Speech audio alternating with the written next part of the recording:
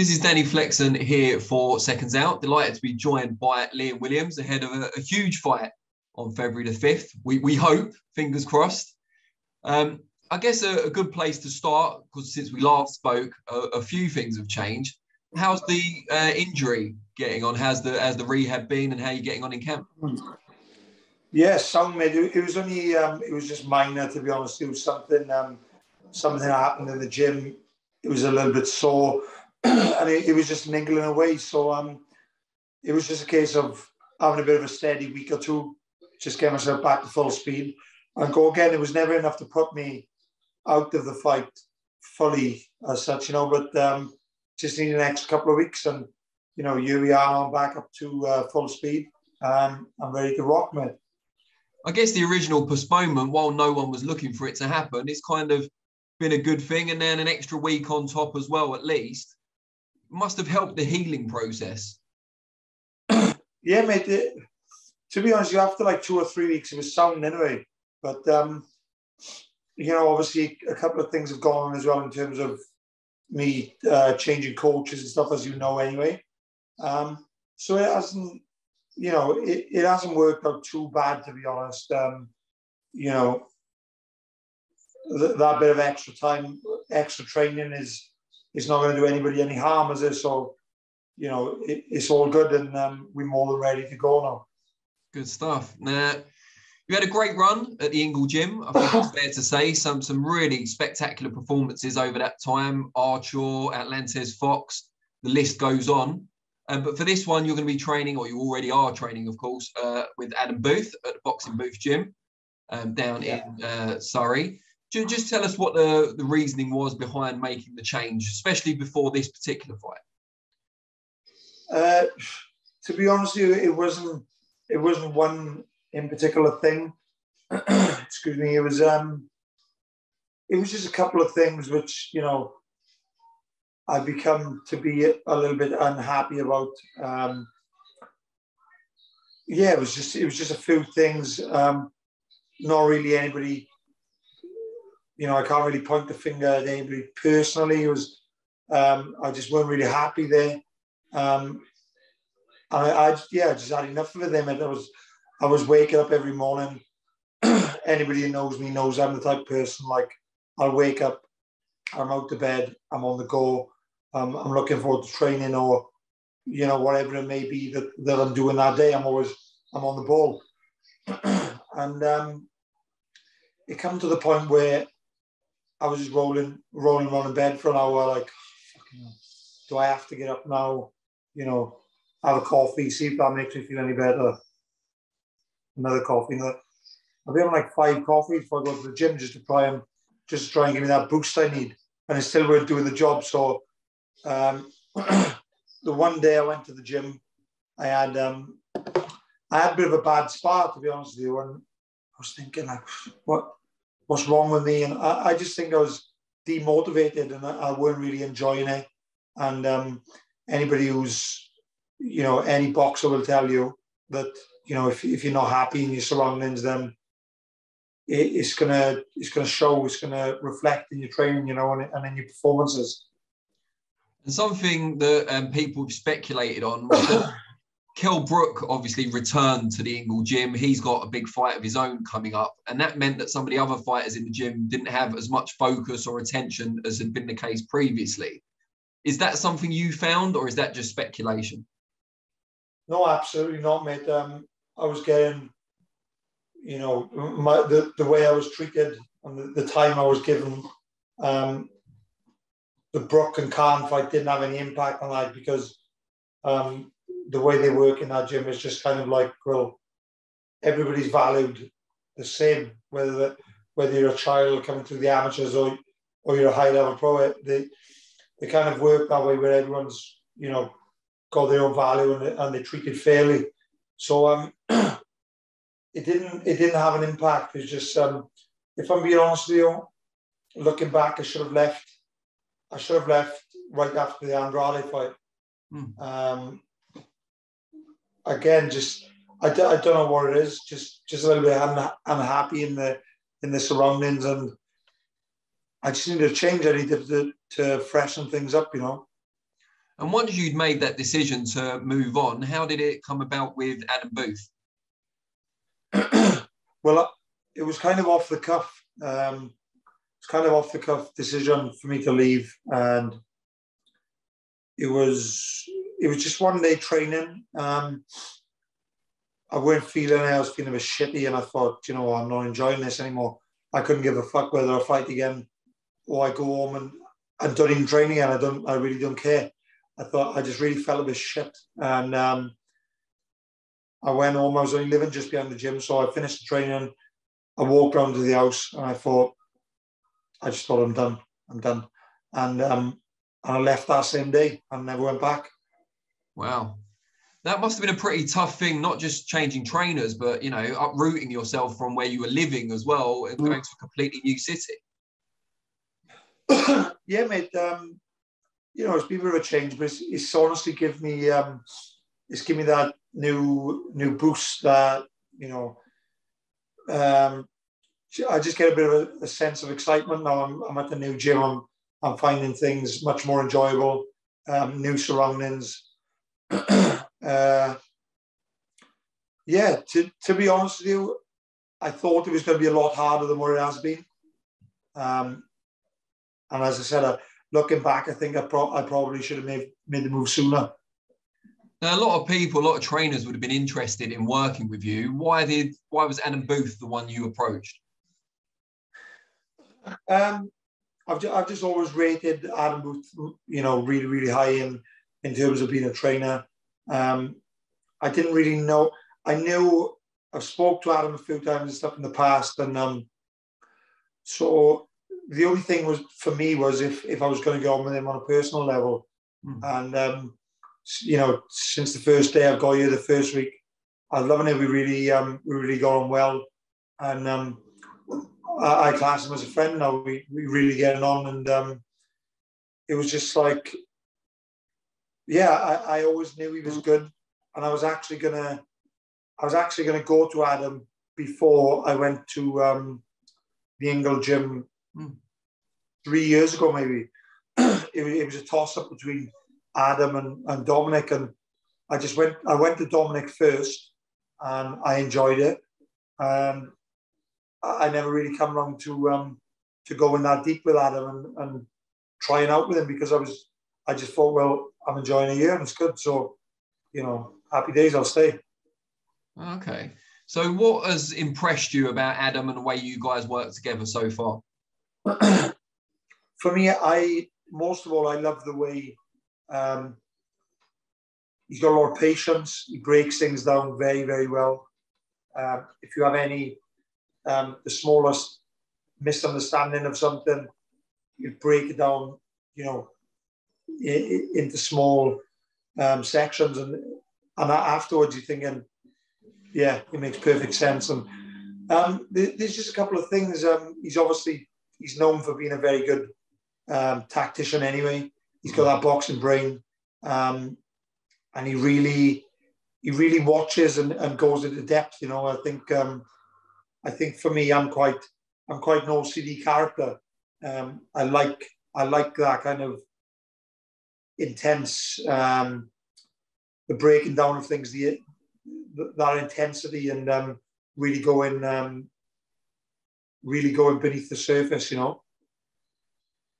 So for me, within a short space of time, I thought, fuck me, this guy's good, do you know what I mean? And he's going to benefit what I'm doing. And was there any consideration of the fact that he'd worked with Eubank Jr before, albeit not for very long, when you chose him to take you forward? No, you know, thinking about it now more recently, it probably will help to a certain extent, because, you know, no fight does exactly the same for a long period of time. They improve and they brush up on things. So, but there's obviously things that Adam have seen as well, and, you know, have explained to me, look, he does this. These are his strengths, these are his weaknesses, from what I know, you know, from experience. And so I think it will play a part, maybe a very small part, but any edge you can get, you know, small percentages make big differences, don't they? Yeah, definitely. Before I've gone back a further week to the 5th of February, what's the mindset with you and your team? Is it that, it's definitely going ahead on that date? Is it a positive feeling overall? Yeah, mate. So obviously I have to watch what I say really, but as far as I'm aware, it's going ahead the 5th of February in Cardiff as planned. But I did get told that it's going to go ahead on that date regardless. Okay. Because even if there's more restrictions in Wales, then they're just going to have to fuck the Cardiff venue off, which is a bit of a disappointment, because I would love, I've been very excited about the fight in Cardiff, and a bit of a homecoming for my friends, family, and just fans in general. It's been a really good buzz around it, So, but I was told that if need be, it will be moved.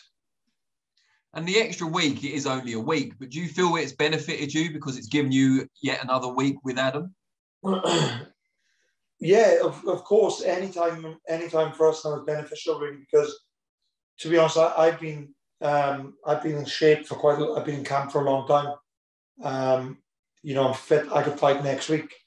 I've been doing 10, 12 round spars, and I'm flying with a couple of different sparring partners, so they're coming in fresh, and I'm still dealing with them, very well. So I'm in fantastic shape. My weight is good. Right now my weight is what I would normally be 10 days away from the fight. So everything's well on course. It's just a case of it's more of a case of watching don't do too much, really, but obviously pushing yourself to a certain level as well. And have you got your own place? Is that where you are now, down in London? Yeah, mate. I'm living in a place called Reigate in London. Or you probably know the place. Yeah, I know Reigate. Yeah. Yes, it's a nice area, mate. It's everybody around here is friendly, and not that I really go out a great deal, but I might go to Costa now and then in the morning, and that's about it, really. So yes, it's a nice place. If I want to go get some fresh air, have a walk at the big park opposite. Yeah, it's good. It's a nice place, And how much are you, I don't mean to make you sad or anything, but how much are you missing the kids at this point? You've obviously been away from them for a while now. Yeah, mate, of course. Over the last couple of years, I've spent a lot of time away from my family.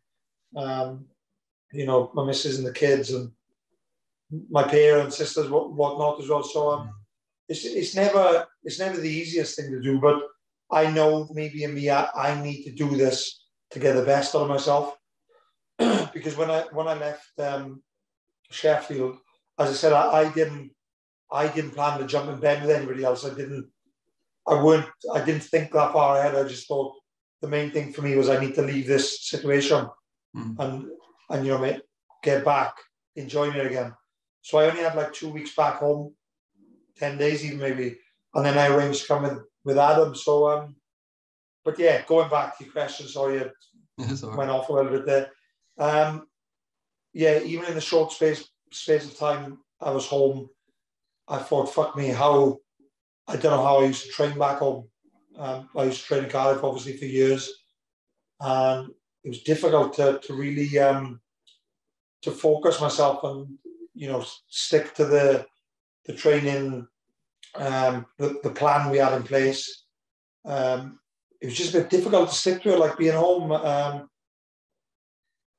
I don't know, just so many distractions with the kids and the missus and friends. They're not doing any harm. They're only asking like, oh, do you want to come for a bit of food, or do you want to go out and do this, do that?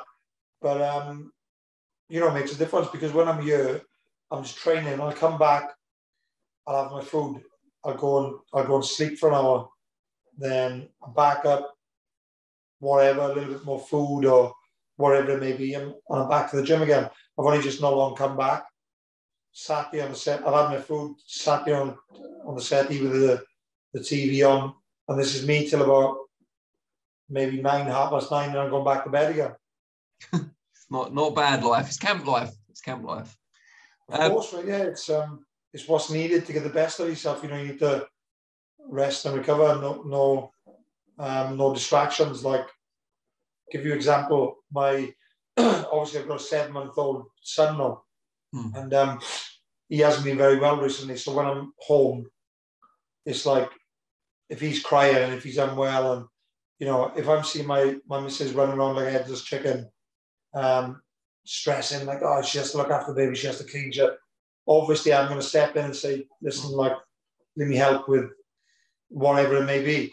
Not to be selfish, but it's good when I'm away because I don't have to do that kind of stuff. I'm fully focused on what, you know, my training and recovery. Yeah, well, it makes perfect sense. And you're doing it for them ultimately anyway. Yeah, of course, mate, 100%. Now, there's been a lot built up about this fight being a grudge match. Do you genuinely dislike him? 100%. I really dislike him. I've said over and over, he's just not my type of guy. He's built very different to myself, like different values, and you know, just the way he is in general, mate. I'm not a fan of him. Let's put it that way. So map it out for us. What happens on February the 5th? Well, I think I can go in there and give him a boxing lesson, but I've obviously got the determination, the heart, and the toughness as well to go along with it. But you know, I can stand and have a fight with him, and I can hit him and hurt him just as much as he's going to do the same for me. I don't by any stretch think it's going to be a walkover because, let's be honest, it's not going to be. It's a tough fight. Eubank brings trouble to most people. You know, he's got a big engine. He's always in very good shape, and he's got a very good mindset, or so it seems at least. You know, he seems to be very mentally strong and whatnot. So I think the fight is going to be a bit of a grueling fight, but I definitely think that I've got the skills, the strength, the punch, the list goes on. I think I've got enough of everything to come away with a win, whether that be beating him on points or, you know, that big shot comes and I can knock him out or stop him. And just finally, what will a victory over Chris Eubank Jr. do for your career and for your profile? It's massive, mate. Let's be honest. It takes me to new levels. Like, obviously, I don't believe people. Obviously, he's got his fans. I've got mine. But in general, I don't think. I think people think this is kind of a level pegging fight. You know, it's not like I'm a massive underdog and this fight is going to get me big fights, because I should get big fights anyway. But I think with his profile, with being well known and, you know, the son of Eubank Sr. and whatnot, I really think it opens up some big doors for me. And, you know, ultimately, I think it's going to probably lead me to another world title fight afterwards. Great stuff. Well, wish you the very best of luck for what's left of your camp, and can't wait to see the fight, wherever it takes place. Yeah, thank you, mate. Me too. Can't wait now. Looking forward.